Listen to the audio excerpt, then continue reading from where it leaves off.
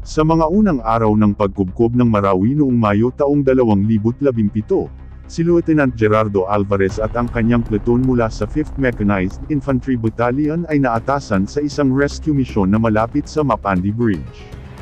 Ang kanilang unit ay inambush habang papunta sila para mag-rescue at mag-reinforce sa mga sundalong nakikipaglaban sa mga militanteng Maut Group, ngunit huli na, nang malaman nila na na-trap na sila sa killing zone. Sa kabila ng mainit na pakikipagpalitan nila ng putok sa mga kalaban, duhado sila sa lakas at dami ng mga terorista. Para makaalis sila sa lugar na iyon ay pinangunahan ni Lieutenant Gerardo Alvarez ang kanyang mga tropa.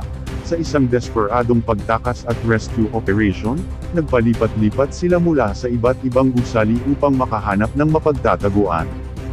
Kasama niya ang mga sugatang tauhan, at hindi niya ito pinabayaan. Ilang araw silang naghintay na may mag-rescue sa kanila, ilang beses din na may mag-rescue sa kanila pero hindi sila nagtagumpay. Dahil nakaposisyon ang mga kalaban, hindi makapasok ang mga sundalo para ma-rescue ang grupo ni Alvarez, pero hindi pa rin sila nawalan ng pag-asa. Hindi sila sumuko sa mga banta ng mga terorista, hanggang sa ma-rescue sila ng mga sundalo. Nanatili siya sa Marawi hanggang sa matapos ang digmaan, pinangunahan niya ang kanyang mga tauhan, iniligtas nila ang ibang mga sundalo, at naghahatid ng reinforcement at mga kagamitan kahit na siya ay sugatan rin sa labanan.